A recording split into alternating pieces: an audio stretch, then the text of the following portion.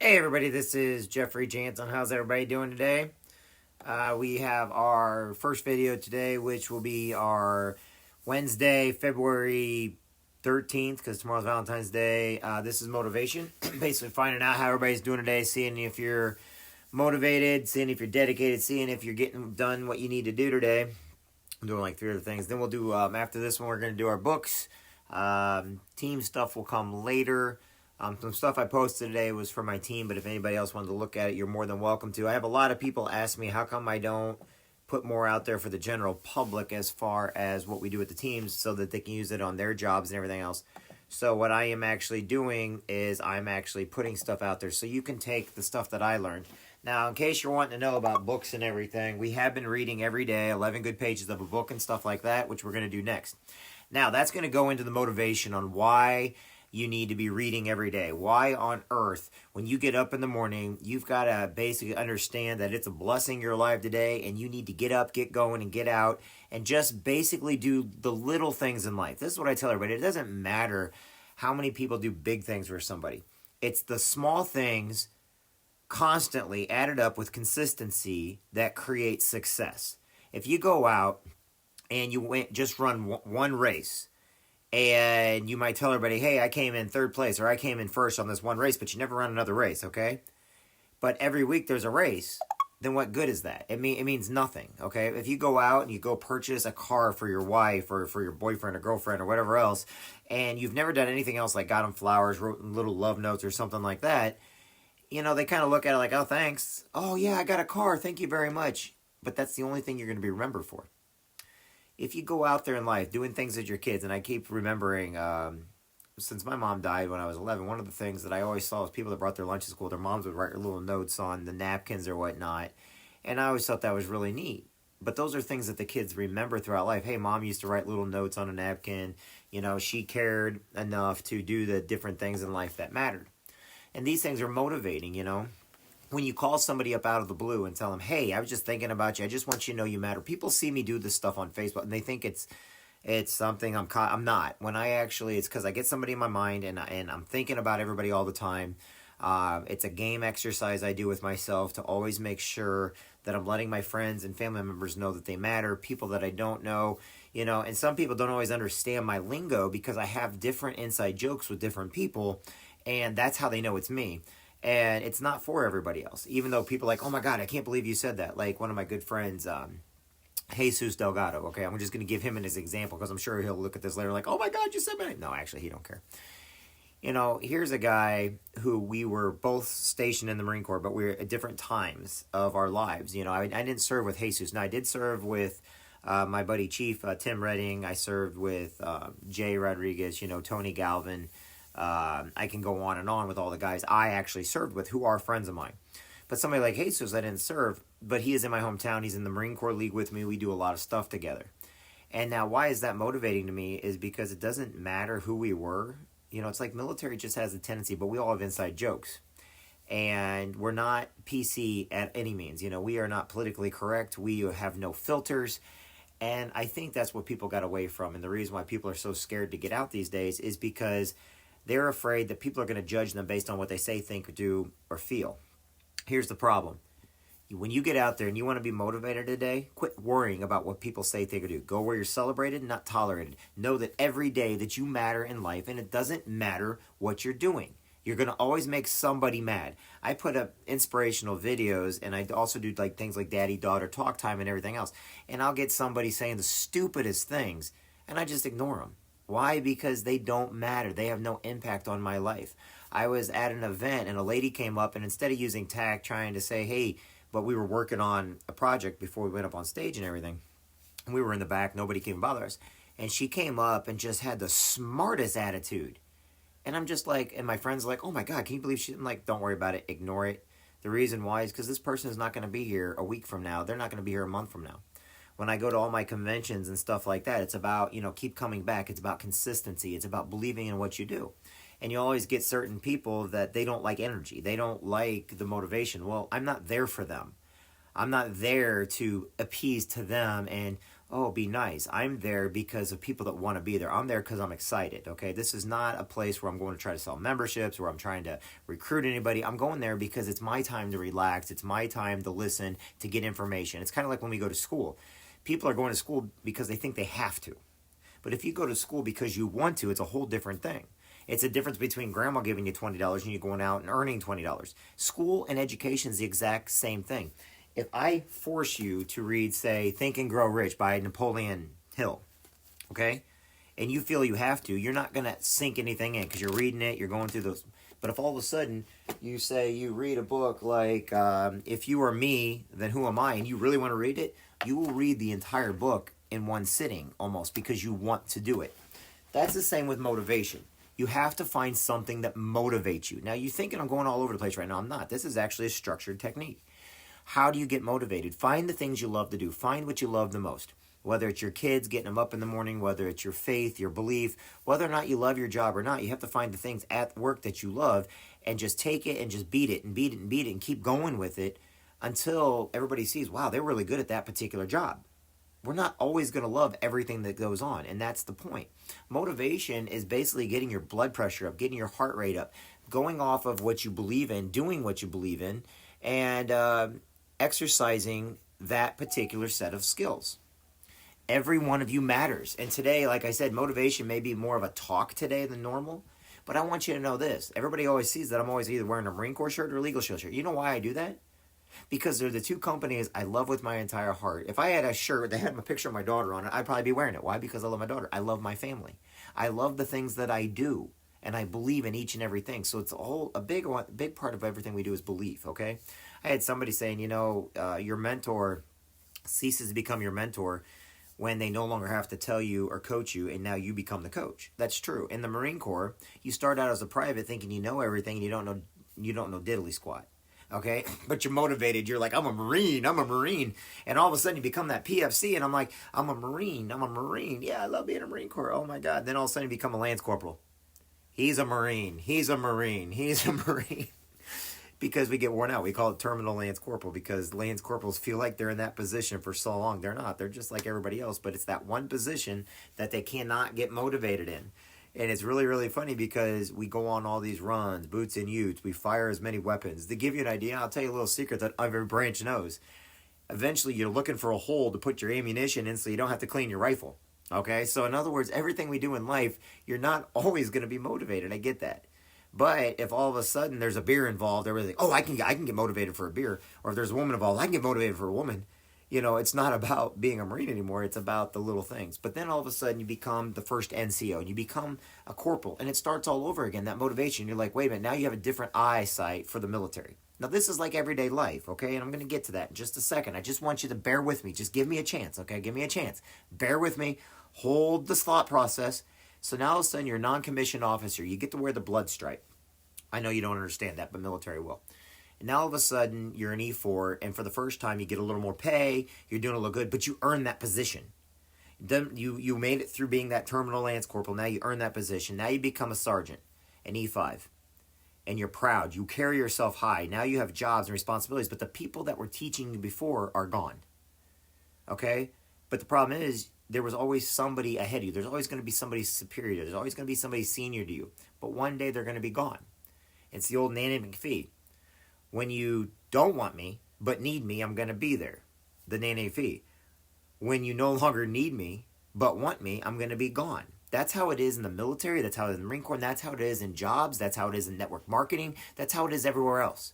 The ones you need are going to be there. You have to seek them out and search them. And you know what? They're going to help you because they know you don't understand. They know that it takes time. It takes consistency. If you just are there 1 minute, gone the next, they're not going to work with you. They can sense you coming a mile away if you really have no heart for whatever it is you're doing.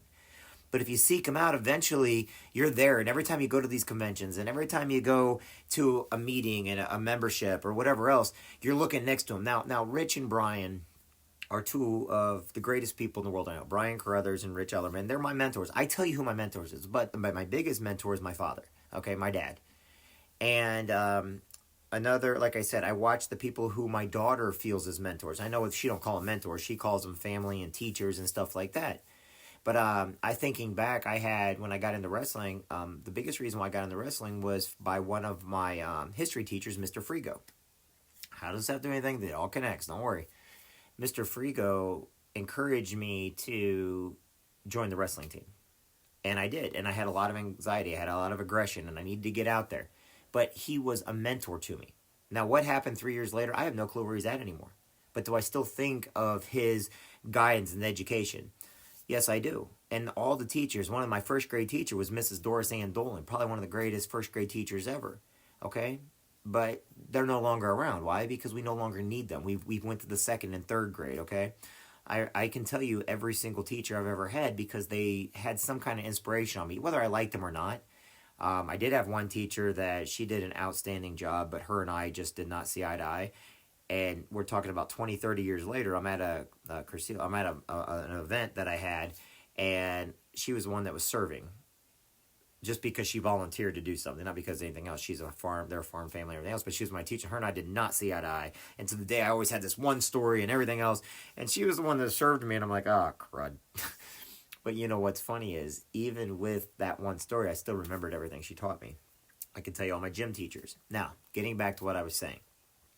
As you're moving forward in life, your motivation is determined on how well you are a sponge and absorb the information around you, how you absorb the people around you, how you treat people, how you feel. Even if you have to fake it sometimes to get motivated, you can do it. It's all about your experiences that you had in life. If you have no experience, I just wished a buddy of mine, and people will not understand this, but I wished him more obstacles in his life. I wished more challenges in his life. Why? The more challenges we have, the more we can overcome, the more we can do. I am offering you, I dare each and every one of you, I'm offering each and every one of you to add more challenges in your life. And don't take the easy challenges like off a Nintendo game. It's like playing level 1 over and over and over again, even though you've already been all the way to level 8. You go back to level 1 to see how many tokens you can get, knowing you're not going to die, and if you die, it's because you chose to die, in Mario Brothers. So in other words, life is like a video game. Your motivation, if you keep going back to level 1, you're never going to learn all the little tricks, all the little gossips. And eventually you got to change games. Go to Zelda. Yep, I'm going there. The whole point is this. You need to keep moving forward. You need to have as many obstacles in your way as possible. You need to go for the subjects that scare you and that are hard. Why? Because it's only going to better you for the better. It's only going to get your motivations up. When I tell people, when you go in for a job, and your first job when you're 16 years old is, say you're going to go into a fast food restaurant. What do? You go in there, your moms and dads probably taught you how to do it, an aunt and uncle tell you how to do it, and you ask for, can I have an application, please? Great. That is your first steps into the working society. Can I have an application, please? You go and you fill out the application. Eventually, you're going to get the job. And then you work your way up in whatever it is you're doing, but you don't like it too much, so you want something else. So the next job that you go for is probably when you're in college or something. Now you learned a little trick. You learned that all those applications you turned in did not go through. They didn't go through at all. So now what you do is you learn to fill out a resume. And all of a sudden you're like, what the heck is a resume? Why do I need a resume? The reason why you need a resume is because you're growing up in life. You're actually getting into the workforce. You're going from $5.50, $7.50, $15 an hour to winning a little bit more money. So you start learning to write resumes. Now, a resume will be looked at 90% of the time first over an application. Okay? If you're going to go for a supervisor position, or if you're going to go once you're out of college and you're trying to get on with a big company, I promise you there's no such thing as an application. Because what happens is now you're going to go and if you want to get a welding job or something like that, they want to know what your skill set is. They want to know where you're coming from. They want to know what your background is. They want to know why they need to hire you and why they need to pay you the big bucks. And if they're paying you the big bucks, they want to know if they can depend on you to be there, trustworthy, and everything else. So you write out a huge resume, okay? It's kind of like if you want to go in business for yourself. Your first business will be a lemonade stand maybe, or selling cookies, or, maybe selling popcorn for Boy Scouts or Girl Scouts, selling cookies, and your parents are helping you. But eventually when you want to go in, you have to learn how to write a business plan, okay? The reason why you learn this is because you've grown up in the world, and it's motivating, and it's something you really, really want to do. But the reason why you do it, you might not like every aspect of it, but the overall goal oversees the pain it's going to take to get to it. In other words, you're willing to take it. If you want to go to state, you run harder. You wrestle harder. You play basketball harder. You have to learn to work as a team. You want something harder in life, then you keep working. You're going to fail, you're going to trip, you're going to fall, you're going to trip, and you're going to fall. You're going to take one path, another path. Eventually, you're going to succeed, and you no longer have to take that path anymore. But now you're on a new path. But you're not going to go back to that path. Why? You've already done it. You've been there. It's familiar. Some people get caught in the land of familiar, okay? And when you get caught in the land of familiar, you become an introvert. And you no longer want to move outside your box because you're comfortable there. Problem is, you have more potential. You have a mission to accomplish in your life. What that mission is, I don't know. But if you get motivated, you get out and keep moving, you'll find out. I can't tell you what your life is or what you're going through. I can tell you this. There is nothing in life you cannot overcome with hard work, determination, and with basically utilizing the tools you have around you. Okay? Tools don't cost money. It doesn't cost money to get ahead in life. Okay? All these people, they want to use that as an excuse. In some cases, I like to give the excuse of the Seminole tribe on the East Coast compared to some of the tribes on the West Coast. Okay? They now own all the Hard Rock cafes, and the other ones still try to live off the government. Now, is that good or bad? I don't know. But I'll tell you what, the people that worked harder are making more. The people that decided to do more are making more, and they're going more places. You want to take that vacation. How are you going to get to that vacation? You want to get that new car. How are you going to get that new car? You want to do a new life journey. How are you going to get there? You want to backpack through Europe. What's your plan? What's your goal? Did you write them down? Okay? You got to get motivated every day, and you got to find the things you want, and you got to basically put it down, and then what you got to do to get there, and you got to write it down. You got to write it down. You got to write it down. You got to read, write it down, and do whatever it takes to get to your goals. That's what motivation is, and that's what I'm telling you today. Write stuff down. Make a plan. Don't just turn in an application anymore. We're beyond that. Now, it's all about the resume and the business plan. Now it's all about what can you bring to the table? What are you going to do? And each and every one of you matters, and each and every one of you makes a difference, and each and every one of you needs to get mad, get upset, get worried, and do whatever it takes to get you to moving. I promise you this, and you're going to hate this analogy, but I'm going to give it, because I think in today's world, we're not mean enough to basically get the point across. Say your dreams aren't that great, and you don't really have any motivation, okay? But you're a parent or you're a friend, and somebody comes up to you and says you have to do something in a certain way, and you're like, oh yeah, whatever, and then they put a gun to your head or your kid's head and said you either do it or they're dead. You got 30 seconds. How fast are you going to get accomplished what needs to be accomplished in order to sort of save your life, your friends, family, your kids' lives, and everything else? I don't want to use that analogy, but it's the only thing that's going to get across to people. What would you do if somebody you loved's life's on the line? Your life's on the line. Are you going to just sit there and take it like you've been taking it every single day for however many years you've been taking it? Or are you going to get it and do something? Okay? I have people that have had cancer and they're like, I give up. Why would you give up? You're not dead yet. And then I got others that never gave up and they fought and won. And they fought and won. More people have fought and won today due to cancer, due to AIDS, due to diabetes, because they changed their life cycles. They did what it took because all of a sudden their life was on the line. That's motivation. And if you need that type of motivation, then do it. Why do Marines come back out of combat? Why do Army soldiers come back out of combat? Why? Let me tell you why. Because their life is on the line and they have to think now. They don't have anybody else telling them what to do. They have to get them and their buddies back. And they do every time. Now, sometimes we lose men, but you know what? We don't lose everybody. Why? Because some people just, it's not their fault, but they're protecting themselves. They're protecting the group. Okay? They jump on grenades. They take the bullets so we can come back home alive. That was their sacrifice. Their sacrifice was they cared more about us than we cared about ourselves. So they took a bullet. They took a roadside bomb. They took a grenade. Okay? And maybe everyday life we don't have to worry about those extraordinary circumstances. So when you're out there, maybe somebody else is trying to go a supervisor position and you can actually help them out a little bit and they get it. So you're taking one for the team to help your friend, right? But you really wanted that position, but they took it instead. But guess what? Your friend now knows that you helped them, and maybe the next position is what is the one that's for you. You have to do whatever it takes to get there, but sometimes you have to let other people go first, okay? Because if you don't, maybe you're not ready for the position yet. Maybe you think you're that terminal lance corporal who wishes they could be an NCO, and you're just like mad at the entire world. But here's just it. You're mad at the entire world, which means you're not ready yet. We have to tell our kids sometimes, no, you can't drive until you're 16. No, you can't drive till you're 15. But oh, they're ready, but we put them behind the wheel, they're going to crash the car. I remember knocking down a couple mailboxes because I snuck the truck a couple times when my dad was gone, and I really much learned that I was not ready to drive yet. But when you no longer have your mentors there to help you, it means you are ready. It means you're ready to go. It means you're motivated. And now it's your turn to lead. It's your turn to teach. Find a mentor. Each and every one of you matter. Thank you for your time today.